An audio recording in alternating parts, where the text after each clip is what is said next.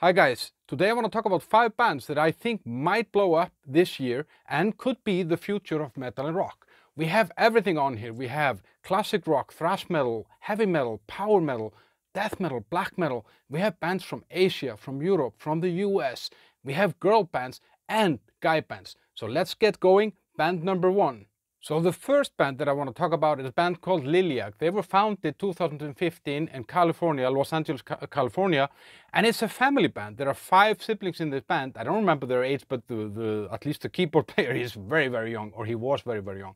They call themselves the first family of rock, and they have Romanian roots from Transylvania in Romania. Their father actually moved to the US when he was 12, fell in love with rock and roll, started having kids with another Romanian woman that he met in California, and the kids got into music. They started kind of busking. They were playing outdoor on Santa Monica Pier in LA, and it's kind of a hustle band. It's very admirable. There are 2 girls, the singer and what's her name, Melody, and then the drummer, Abigail, and then you have Samuel on the guitar, and you have Ethan and Justin. It's kind of like a Cinderella story in some sense, or a strange path that this band has gone. They played there for several years, and I saw an interview with the father when he was saying, yeah, they wanted to play live just to get the experience. So this is like a hustle band, and they've been on America Got Talent as well.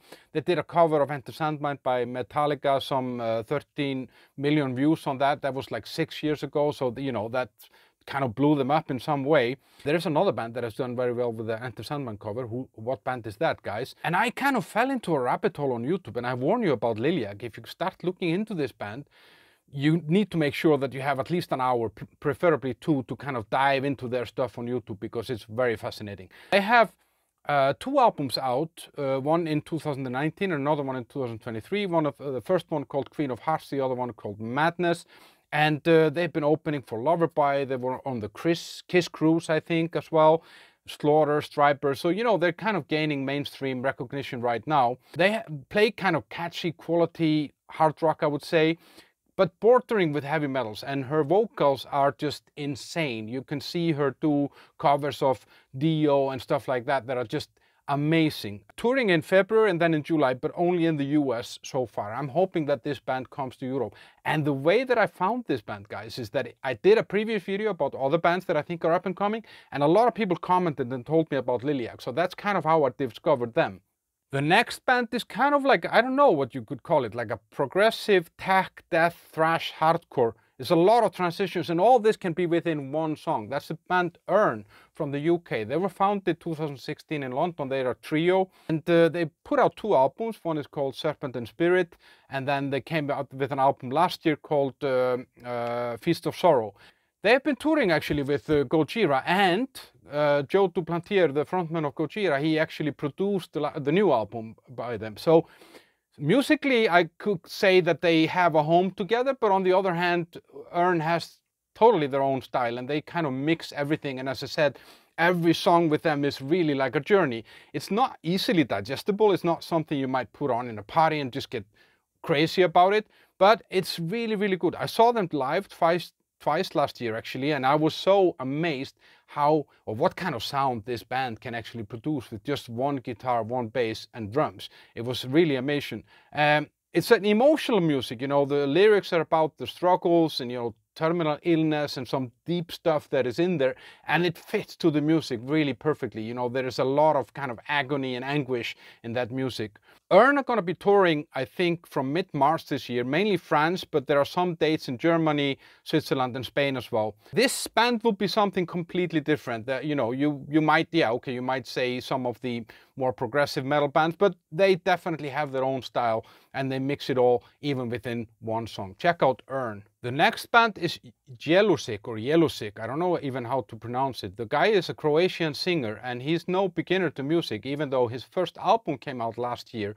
He has been touring with Whitesnake, and I saw Whitesnake twice, I think, while he was with them. Definitely he was with him on the farewell tour, and on that tour I was always wondering, why can David Coverdale sing like he did in the 70s? And now I know why, because Dino was actually doing most of the singing, so he made David looked really good. He came out with an album in September last year called Follow the Blind Man, and I didn't really check in on that album when it came out. It got super good reviews, and he's not just a great singer, he's also an amazing keyboard player. He did a keyboard solo on the Whitesnake Farewell tour, which was insanely good. But up until now, Dino has spent a lot of his career kind of singing with others or for others. He stepped into the Dead Daisies for Glenn Hughes.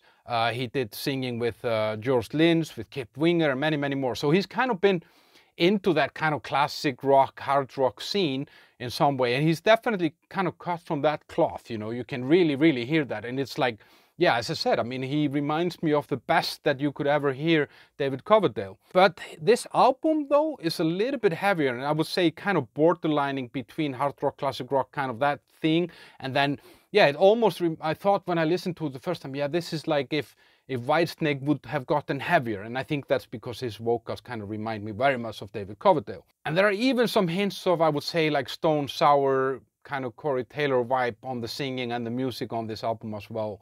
The next band that I think is poised for greatness is Canon Fer from Germany. That's like an epic melodic blackened death metal. How is that for a genre? So that's kind of a one-man show, a guy that calls himself Noise, but I think his name is actually Frank. He does all the music, plays all the instruments and all that stuff. He started in 2020 and has made one album called Menschenmühle, that means the human mill. Canon Fer means cannon fever. So the whole concept, or you know, the band and its music is kind of built around World War I memorabilia. Like they use speeches and radio speeches and letters and real historical stuff to build their songs and the lyrics, and they're all about something specific related to that war, which is really, really interesting. Obviously, a lot of people have chosen to misunderstand it, to take it for something that is not, but you will always have some of those. They wear military outfits even on the stage, but they cover their heads with masks, so nobody really knows who these guys are. So the album came out in 2021, and they made 3 or 4 EPs as well. And it's interesting that this album, which I think is one of the better kind of black metal albums that I've heard, was made in just 4 months. The whole writing and recording and everything, and it just came out like 4 months after he started writing it, which really like German efficiency somehow. Very sophisticated somehow, has a great sound, and the songs kind of keep my attention somehow. And it's really cool when they mix all the speeches and all that stuff. It kind of makes it very kind of dramatic and creates a vibe that you don't get that in a lot of music right now. I don't know if I could compare this to anything, but there are maybe some fragments of Bolt Thrower in there if I was to say anything about that.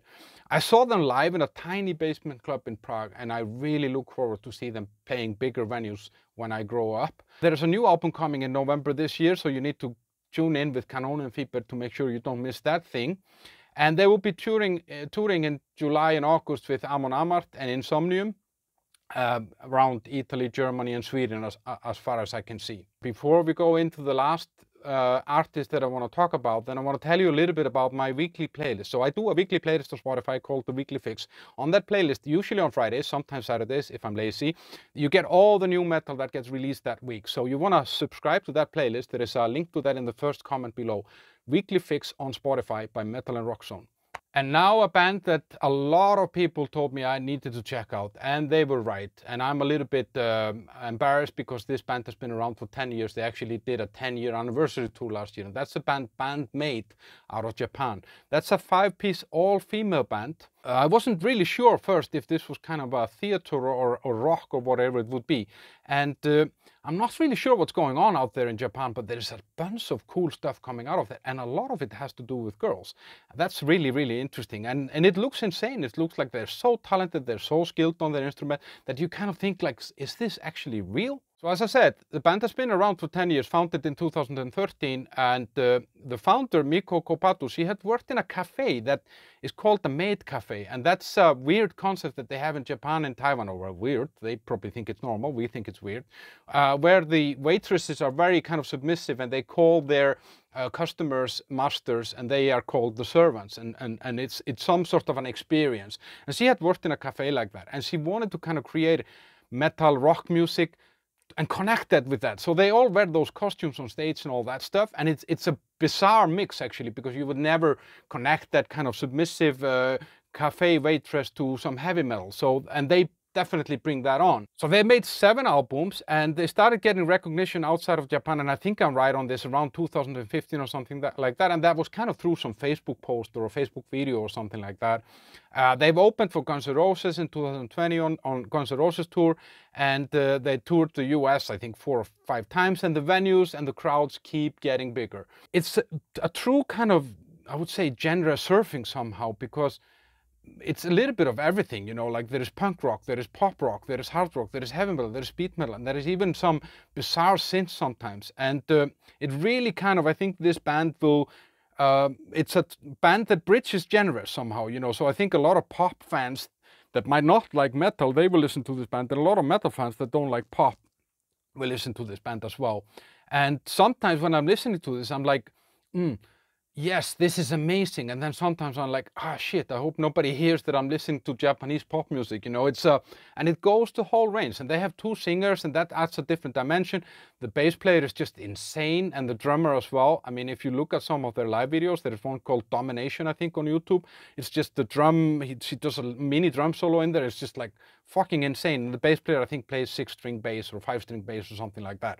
So it's definitely something fresh and different, and yeah, I had never really heard anything like this. I mean, and as I said, I sometimes I love it, and sometimes like, where am I now? You know, what has happened to me? I haven't seen on them anything else than 2 dates in Japan now in February, but I'm pretty sure that, you know, there might be something coming out that they will tour in the autumn. I don't think they've been around Europe a lot. I might be wrong, but I haven't seen. I think I would have seen it if there was. So guys, yes, that's it. I would be curious to hear what bands you are picking as a blow-up bands for 2024. Are there any bands that I didn't cover here? I would be very happy if you would like and subscribe to this video, and please comment. I love the comments. You might know that by now. Some of you have seen me before. So subscribe and comment and like and all that shit. In the meantime, I have a video here, my previous video with the other 5 bands that I picked before. So there might be bands there that you like or you don't know about, so you might discover something new. And then I have this video here about the 5 best concerts that I saw in 2023, just in case you're curious.